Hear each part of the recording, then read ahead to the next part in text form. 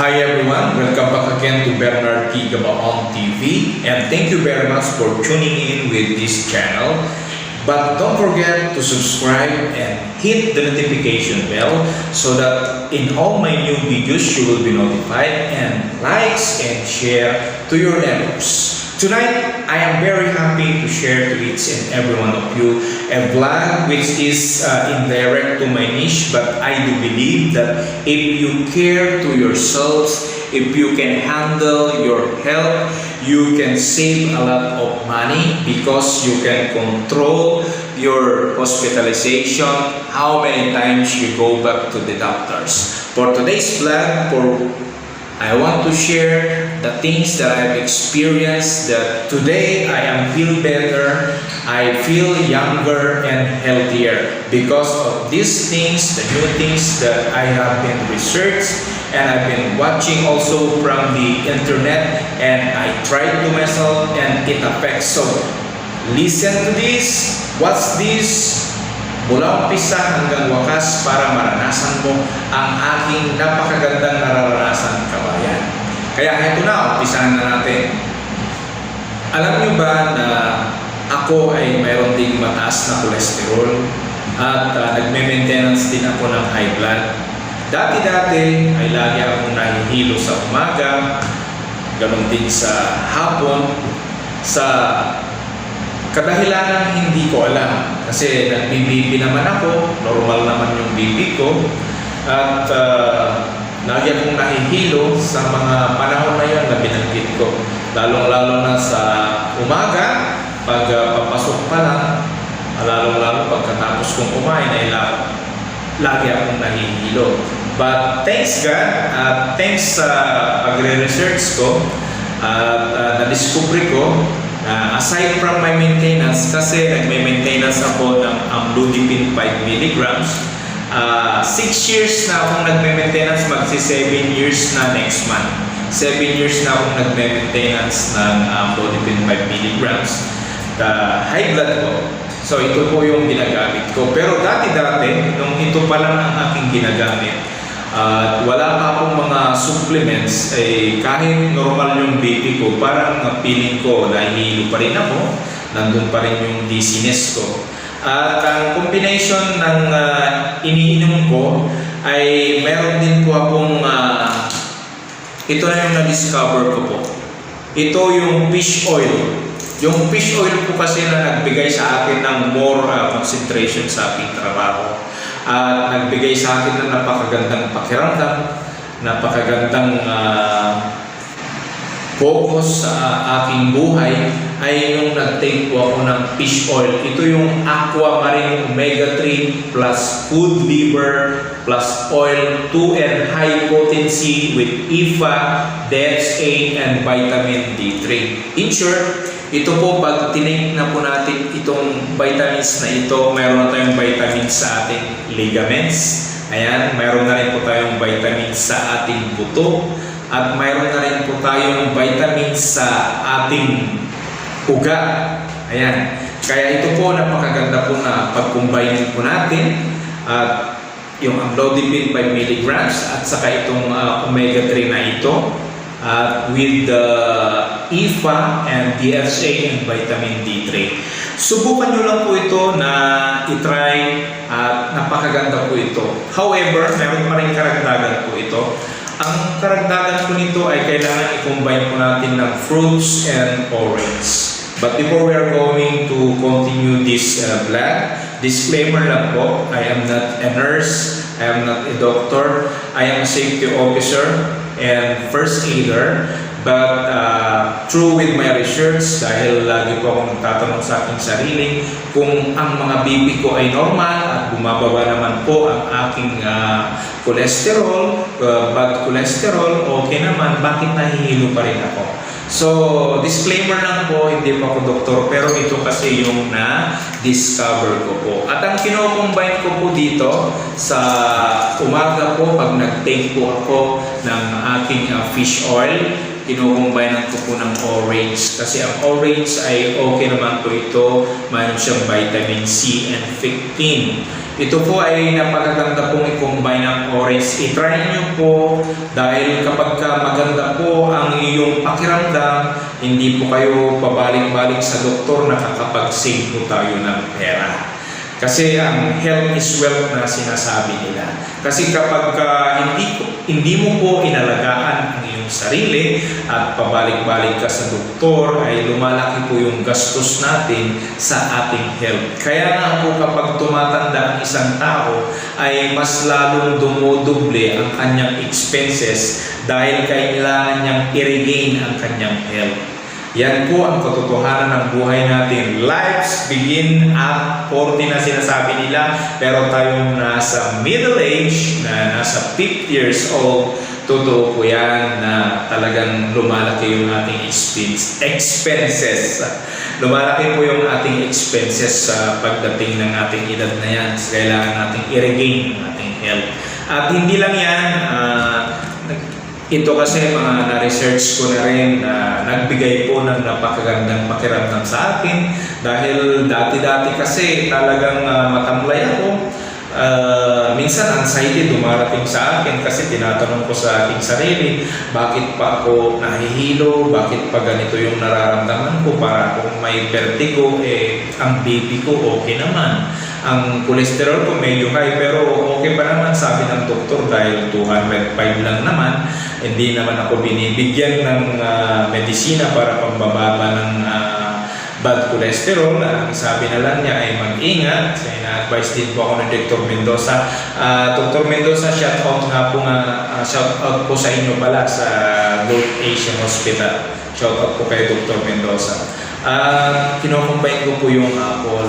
Kasi ang apple po ay maganda po sa ating katawan. Ito ay nakakapagbigay din po ng magandang substance sa atin dahil antioxidant po ito. Meron siyang lipid in sterols. Antioxidant, nagpapababa ng ating blood pressure at tuloy pinapababa rin po ang ating bad cholesterol. Kaya try nyo po na i-combine ito, napakaganda po yan.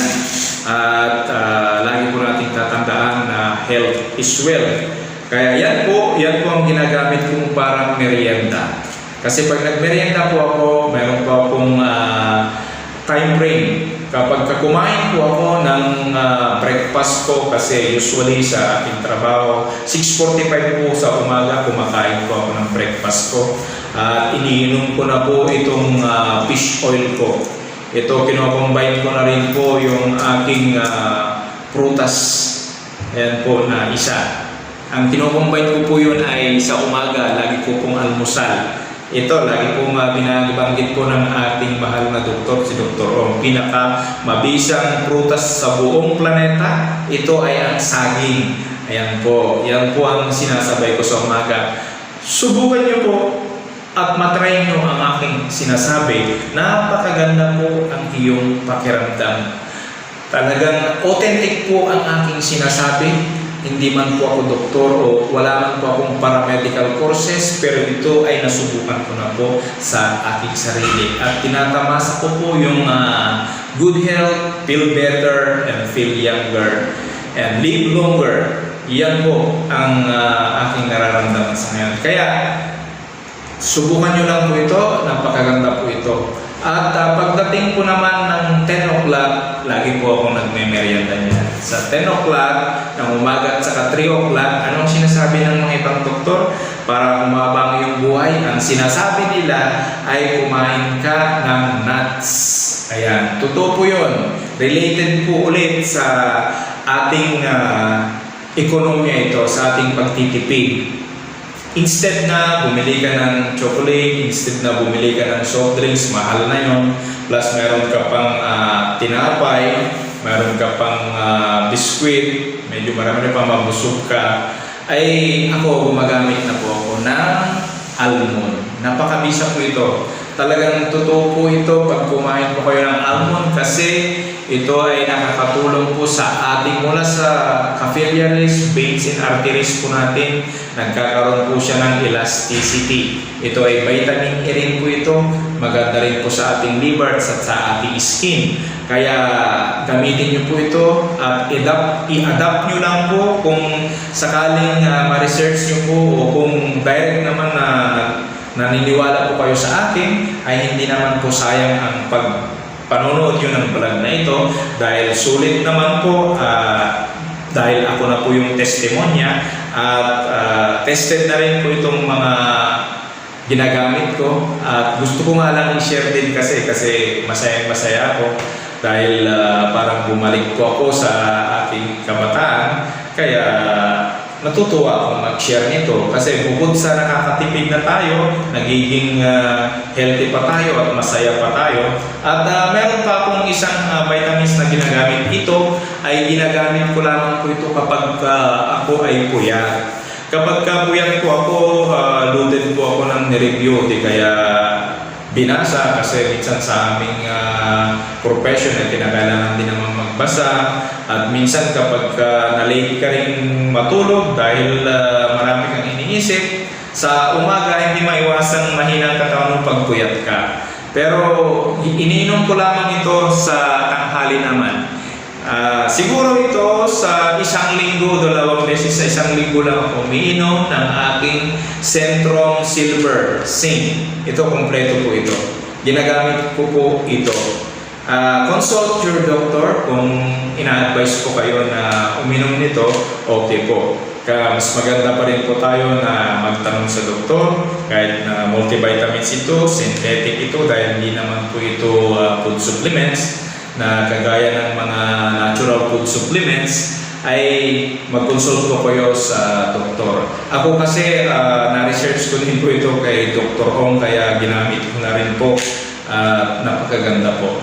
Thank you nga pala. Shout out po kay Dr. Ong at saka kay Doktora. Actually Doc, hindi po ito yung niche ko. Kaso lang natutuwa lamang po ako na mag-share kasi ang mission ko rin naman talaga kung ano po yung nararamdaman ko. Gusto ko pong ma-share sa mga kapwa ko Pilipino at kahit sa mga kapwa ko tao na nakakaintindi ng aking lingwahe. Tagalog man ito, pwede rin i-research ng mga ibang lahi, Amerikano ka man, English man ka man, o Espanyol ka man, Chinese ka man, basta naiintindihan mo ito, ay patok ito at totoo po ito, napakaganda po.